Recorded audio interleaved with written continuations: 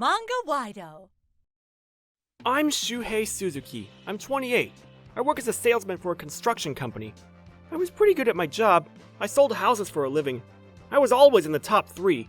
And they paid me well, but only because I was able to meet my quota every month. It was tough because I was always under pressure. But I got thousands of dollars for every house I sold, so it was pretty rewarding. It wasn't easy, but I really liked this job. But there were all kinds of people in my company, and not everyone got along. What the hell is this? We need more time than this! Why not? You did it last month! The sales department and the engineering department, they never got along. They were always fighting. And there was this middle-aged guy named Koji Oba. He was 46. He hated the sales department. He always had something to complain about. Everyone tried to avoid him as much as possible. And I was no exception. I wanted nothing to do with him. He was just trouble. He always bragged about what a badass he was. Apparently he was in a biker gang when he was young. He always talked about how he was still connected. I wanted nothing to do with him. One day, I was eating lunch in the cafeteria. It was open to the public, so there were lots of people from the neighborhood. Then my boss sat next to me. Ah, there you are, Suzuki. This is Yamada. He just joined us. Hello, I'm Yamada. Nice to meet you. I said hello and introduced Hello. myself. I'm He Yamada. seemed like the quiet type. Nice to meet you. He certainly wasn't the chatty Hello. type. I was kind of worried about him. Suzuki, you're in charge of training him. I understand. It's eat or be eaten out there. Once training is over, you're on your own, so remember that. Okay. He had to work on his posture and facial expression. He just looked so depressing. In other words, he didn't look like a good salesman. Hey, why did you want to become a salesman anyways? Well, I wanted to change myself. There was a lot of work to be done, but I think his heart was in the right place. After a few weeks, he was a changed man. Yamada was actually pretty smart. He did everything I told him to. Then I told him to go get a haircut, to do something about that hair. The next day, he surprised everyone at work. I barely recognized him. Then one afternoon, he came running to my desk and said, I just got a new client. "What? No way! Already? Let me see the papers." Everything just kind of fell into place, I guess. Wow! Is this for real? Good job! I now had some serious competition, but I was really happy for him. Great job, man! This is great! Let's go grab a drink tonight. On me! Thank you. But we still had the engineering department to worry about. You know how busy we are? We can't meet this deadline. Get out of here! I'm sorry, Mr. Oba, but is there any way you can fit it in? You asking me to delay the other projects? Are you serious? Get out of my face! I guess I was expecting this, but still. Normally I would just give up, but this was different. I was terrified, but I stood my ground. But adjusting the schedule to meet deadlines? Isn't that what you do? What did you say? You got some nerve, you know that. Get out of here! He kept yelling at me non-stop. I hated people like him, but I didn't give up. I had to do this for Yamada. I'm sorry, I didn't mean to offend you, but please, we really need this. Please! Shut up! Get the hell out! It was lunchtime. He walked out of the room and headed to the cafeteria, so we followed him. He ordered the lunch set and sat down.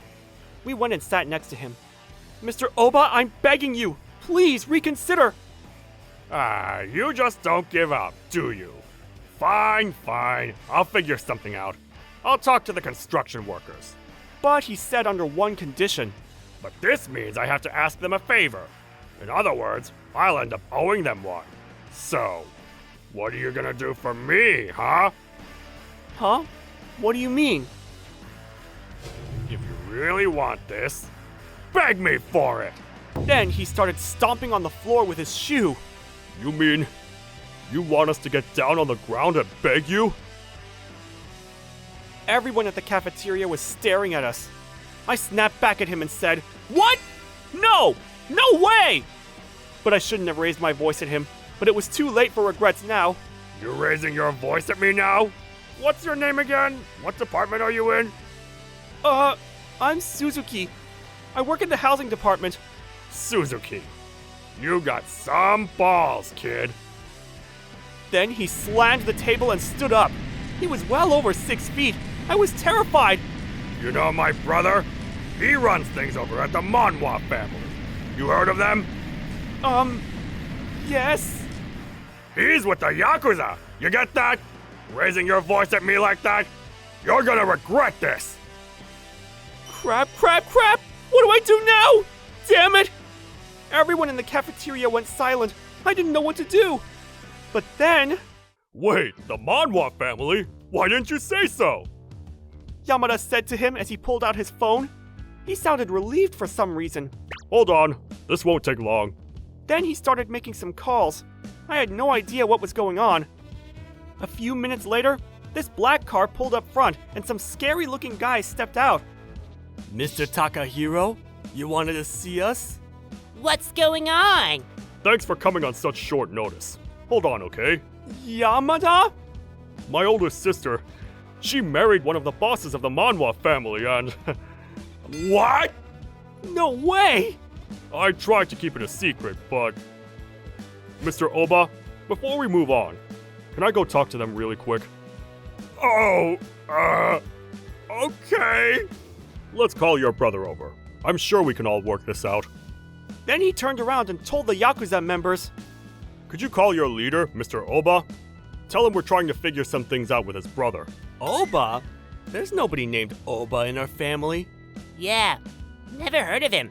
The cafeteria went silent. Then Mr. Oba jumped down on the floor and started apologizing. I lied!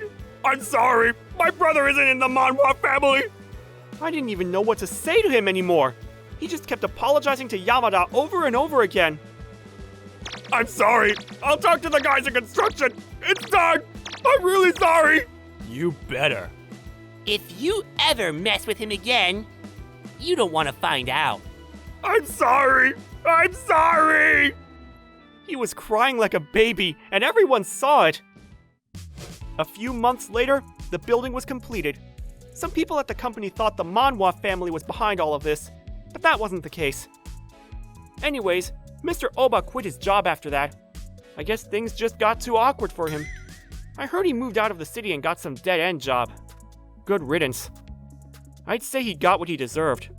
Hope he learned his lesson. Oh well, time to get back to work.